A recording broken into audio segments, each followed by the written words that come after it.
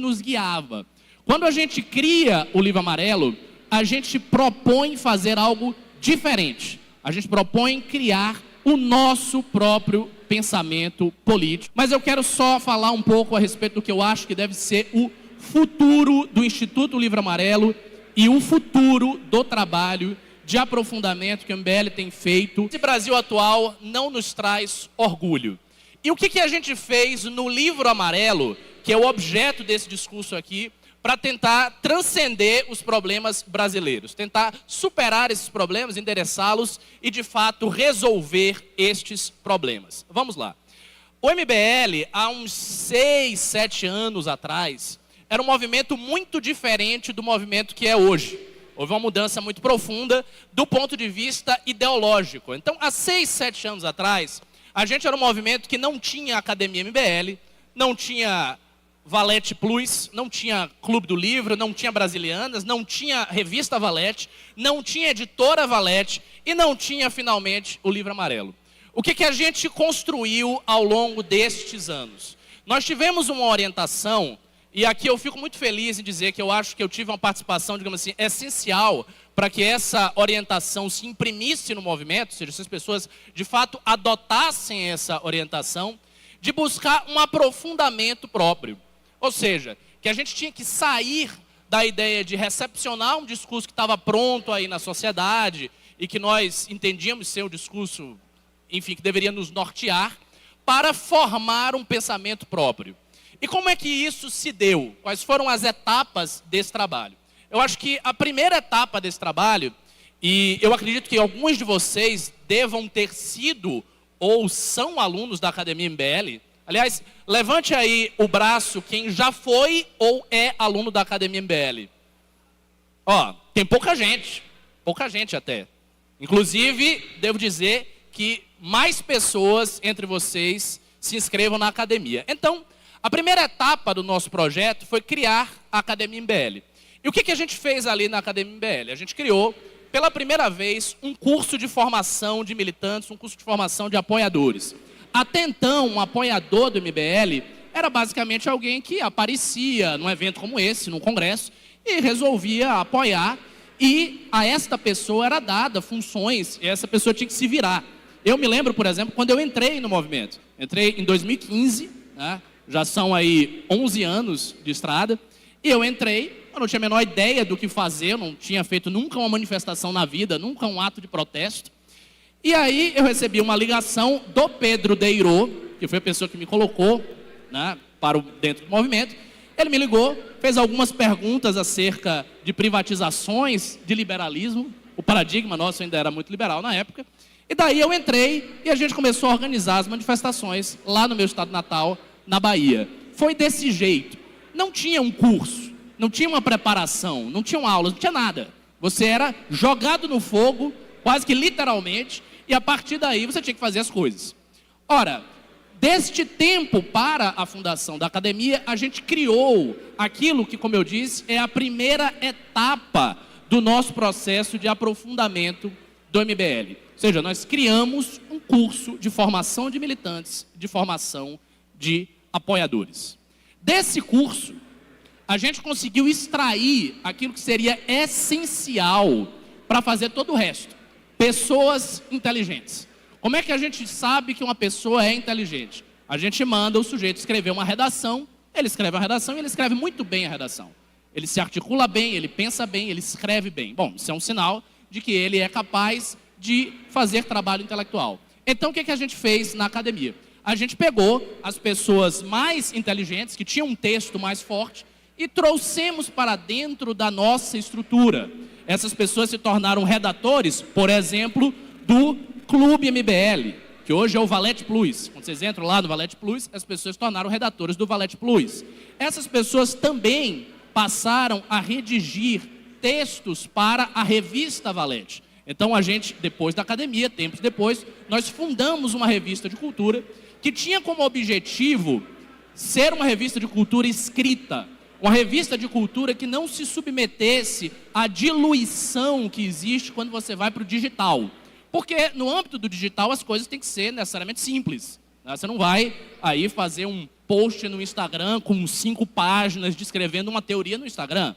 Não é o meio de comunicação adequado para você fazer isso.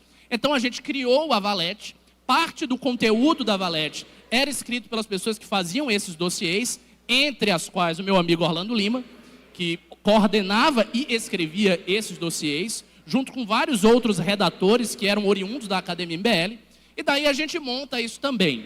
Uma vez que a gente monta isso, nós tínhamos agora a tarefa de levar esse conteúdo para mais gente. Então, o que a gente precisava fazer? A gente tinha que ter alguma espécie de instrumento para popularizar o nosso conteúdo, mas que não fosse, ao mesmo tempo, tão popular quanto um vídeo no YouTube, ou uma live no YouTube, ou um vídeo no Instagram. Qual seria esse instrumento? Esse instrumento era justamente um espaço virtual para colocar esses textos, colocar essas análises, colocar essas aulas. Daí, nós criamos o Clube MBL, que depois seria o Valete Plus.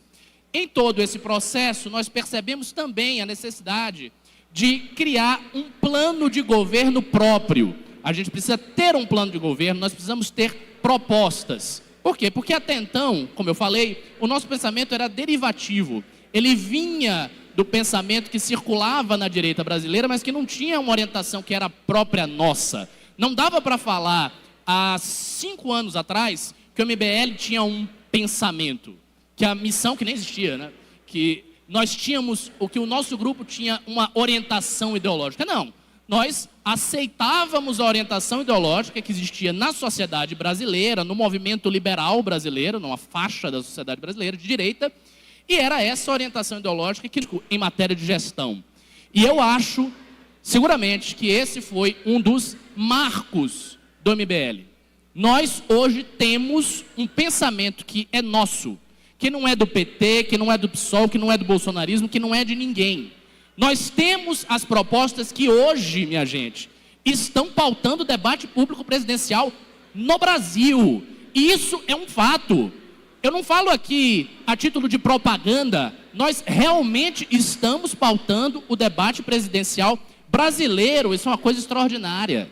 Se a gente observa, por exemplo, o que sai de matéria sobre Lula, Flávio Bolsonaro e sobre o MBL /Missão /Renan Santos, as matérias que saem sobre a gente são matérias quase sempre que lidam com propostas.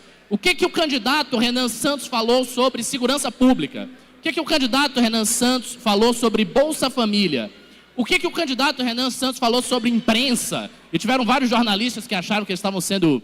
que a gente tinha um programa autoritário, que nós íamos disciplinar os jornalistas, que íamos calar a boca dos jornalistas. Houve uma polêmica em torno disso. Essa parte específica do Livro Amarelo, inclusive, eu tenho orgulho de dizer que fui eu mesmo que escrevi, e não era esse o propósito, e não é esse o propósito, mas saiu na imprensa.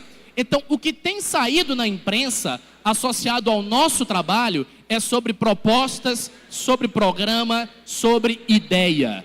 O que tem saído na imprensa a respeito de Flávio Bolsonaro e de Lula é sobre escândalo de corrupção, propostas idiotas que o Flávio Bolsonaro levanta e sobre polêmicas que não significam nada. E sobre Lula mesmo, pouca coisa, fora os elogios habituais. Essa é uma diferença extremamente importante. E a gente conseguiu fazer isso graças ao Livro Amarelo. O Livro Amarelo, e eu peço para vocês todos comprarem e lerem o nosso trabalho, ele é fruto de uma colaboração de mais de 100 pesquisadores de várias áreas, do jornalismo, da ciência, da segurança pública, da infraestrutura, da parte meio ambiente. É fruto da colaboração de mais de 100 pesquisadores que escreveram os fascículos 1, 2, 3, 4, 5, 6, né? Não apenas, o Orlando teve uma participação gigantesca nesses fascículos também, especialmente no 4º fascículo e no 6º fascículo.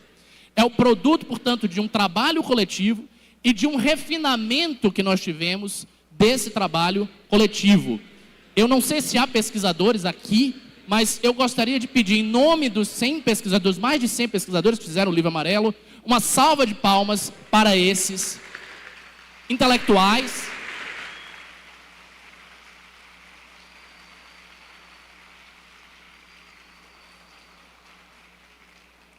Sem o trabalho dessas pessoas, não seria possível ter feito isso. Verdadeiramente não seria possível ter feito isso. E aqui eu não vou entrar no teor das propostas. Não vou entrar aqui no teor das propostas. Se tiver mais tempo, se a gente deixar uns 15 minutos, vocês podem fazer perguntas para a gente, daí a gente vai discutindo o teor das propostas. Mas eu quero só falar um pouco a respeito do que eu acho que deve ser o futuro do Instituto Livro Amarelo e o futuro do trabalho de aprofundamento que o MBL tem feito, que, como disse, se inicia com a academia e chega agora nesse livro amarelo definitivo que vocês estão. E essa é uma ideia minha. Eu não sei se essa ideia vai ser adotada pelo movimento, não sei dizer realmente, mas é uma ideia que eu tenho e eu vou ficar ventilando essa ideia em todas as ocasiões que eu tiver. Eu vou ficar repetindo essa ideia, para que ela entre na mente das pessoas, das nossas lideranças e também de vocês que são nossos fãs, nossos apoiadores, que estimam o nosso trabalho.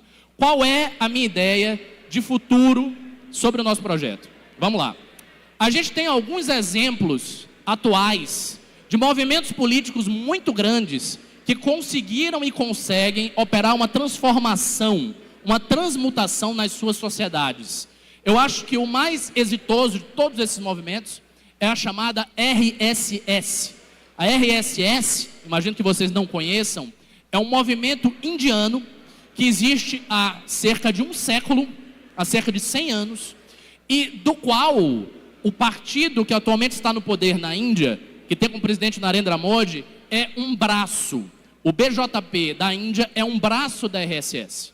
A RSS é, a semelhança do MBL, um movimento civil. Não é um partido. Ele é um movimento civil que existe desde as ruas, desde as pessoas que se organizaram e se aglutinaram de forma espontânea há um século atrás, e que se propôs uma transformação da Índia.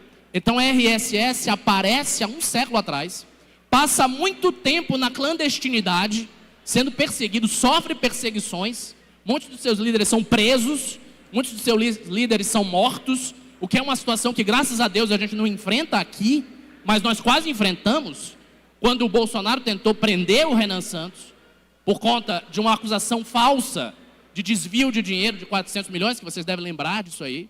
A RSS, portanto, passa um século de atividades nos bastidores, e ao fazer isso, o que eles conseguem? Eles reorganizam a sociedade indiana. Então, hoje, está no board de qualquer empresa indiana grande, membros da RSS, estão no board das maiores empresas indianas. As principais instituições de filantropia da Índia são da RSS. O partido que governa a Índia é da RSS. Principal bancária no Congresso indiano é da RSS. As principais TVs, grupos de mídia, jornais são vinculados à RSS. Então, aonde quer que você olhe para a sociedade indiana, a marca dessa grande instituição está lá. O que é que eu acho que nós somos? E aqui eu falo o MBL, Movimento Brasil Livre. O Movimento Brasil Livre deve ser, na minha opinião, a RSS do Brasil. No sentido de, a gente precisa organizar e reorganizar a sociedade brasileira. É necessário que no board das principais empresas do Brasil estejam membros filiados do MBL. É necessário que a gente tenha jornais, a gente precisa ter rádios, a gente precisa ter TV, a gente precisa ter mídia grande, não apenas internet, mas mídia oficial. Nós temos que ter isso. A gente precisa ter também instituições filantrópicas. Nós temos que ter instituições que fazem um trabalho ideológico. Eu fiz um mapeamento alguns anos atrás. No Brasil, existem mais do que eu mapeei, só do que eu mapeei, mais de 50 organizações feministas atuando no Brasil, com capital estrangeiro, de todas as fontes que vocês puderem imaginar. Do George Soros, à União Europeia, a capital de outros think tanks feministas, e todas essas instituições estão atuando no Brasil, e a gente nem sabe disso. Então, quando a gente olha e a gente percebe que certas leis são passadas no Congresso, quando a gente olha o entendimento do STF, a gente entende por que funciona assim.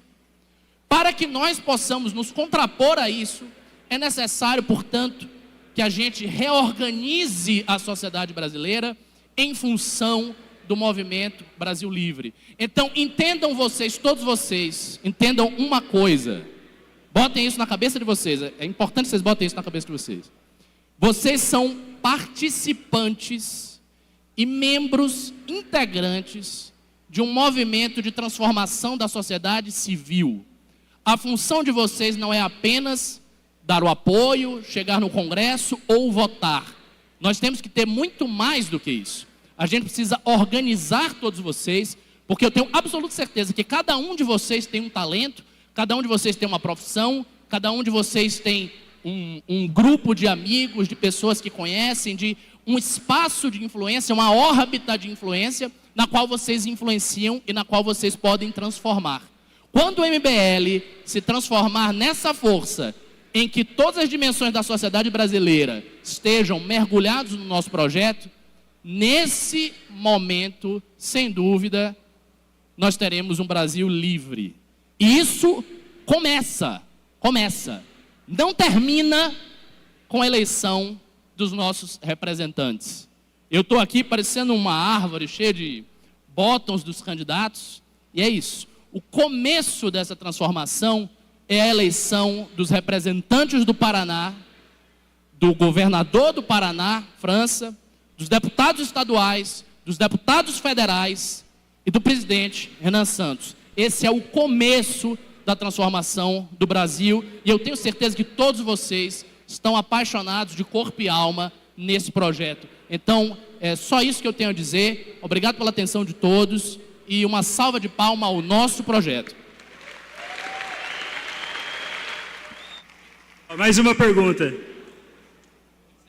Pergunta rápida, por favor, já estouramos o tempo, já estamos me xingando. Recentemente a gente viu que o Renan Santos fez uma declaração de que iria fazer um ato lá na Sanfran, em São Paulo. E ao longo do texto o Renan falou um pouco sobre a situação das universidades, e a minha dúvida acarreta em como o Livro Amarelo trata as universidades, porque o cenário atual que a gente tem, o professor Ricardo sabe bastante, as bolsas de estudo não são atualizadas há mais de 10 anos, e isso, por consequência, acaba atraindo projetos um tanto quanto duvidosos, porque as pessoas qualificadas aqui no Brasil que querem pesquisar acabam encontrando oportunidades em outros lugares e acaba ocorrendo uma fuga de cérebros muito alta. E essa fuga de cérebros, além do nível tecnológico, que é o que se fala mais, ocorre também dentro das ciências humanas. Então, é muito difícil você ver alguém aqui no Brasil querendo produzir isso da cultura, por exemplo, dentro das universidades, porque o salário já não compensa e essa pessoa acaba saindo do Brasil. A minha dúvida é, como o Livro Amarelo enxerga isso e qual é a possível solução? Obrigado. Ótima pergunta. Bom, eu vou tentar responder de maneira muito breve, né? O que a gente tem sobre a universidade, a gente vai em algumas linhas, tem algumas diretrizes aí. Eu acho que a diretriz mais importante é o fim da autonomia universitária, ou seja, a ideia de você conciliar o que a comunidade acadêmica quer, o que a comunidade discente quer e propõe, com um projeto nacional. Então, é o projeto nacional de renovação tecnológica, de industrialização do Brasil, de abertura de novos polos econômicos, que deve organizar a atividade universitária e não a atividade universitária espontaneamente, que vai se relacionar de forma acidental com o projeto nacional. Então, essa é a primeira diferença. A segunda diferença, e essa não é tão positiva para nós de humanidades, é que existe uma avaliação segundo a qual a universidade brasileira é muito bacharelesca, o que é um fato. E nesse sentido, a gente pretende deslocar uma parte sensível do financiamento da universidade para as áreas bacharelescas, especialmente direito, para as áreas de tecnologia, STEM. Então, essas áreas de tecnologia elas vão receber mais aportes e mais atenção no governo da missão. Isso se deve ao fato de que nós imaginamos e nós propomos uma industrialização do Brasil, um desenvolvimento tecnológico do Brasil. Uma vez que a gente faça isso, mais profissionais formados nessas áreas de tecnologia serão necessários para atuar aqui. E sobre humanidades, isso não está no Livro Amarelo, isso é uma posição minha, que eu pretendo um dia ficar falando e repetir, enfim, talvez escrever alguma coisa nessa direção. Eu acho que é absolutamente fundamental que as universidades de ciências humanas tenham maior relação com a sociedade civil. Criou-se no Brasil a ideia de que essas universidades elas são celeiros de militantes, maconheiros e drogados, né? A direita brasileira como um todo não gosta delas, e parte disso vem do preconceito, da falta de letramento da direita, mas parte disso também vem do fechamento dessas universidades numa cultura muito própria, uma coisa autóctone, quase descolada da sociedade. Então, eu acho que é necessário, vai ser necessário, criar meios de levar o conhecimento especializado da universidade para a sociedade, criar pontes entre um conhecimento muito erudito e especializado e os interesses da sociedade. Sem isso, vai ser muito difícil defender as ciências humanas no Brasil, porque a inclinação intuitiva da direita é considerar que é tudo um bando de maconheiro, e a esquerda, por sua vez, tem uma defesa performática que não é uma defesa real. Tem um monte de cortes nas universidades, um monte de cortes em bolsas que aconteceram no governo Lula, que supostamente é um governo pró-universidade, e isso se deve simplesmente ao esmagamento econômico e à desatenção que existe desses polos de formação de conhecimento. Mas eu realmente acho que isso precisa partir das comunidades universitárias na área de ciências humanas, e nesse sentido é importante a renovação de seus quadros com gente nossa nas universidades, como você, como eu e como outras pessoas. É isso. Não se esqueça de se inscrever no canal, de curtir o vídeo. Até mais, meus missionários!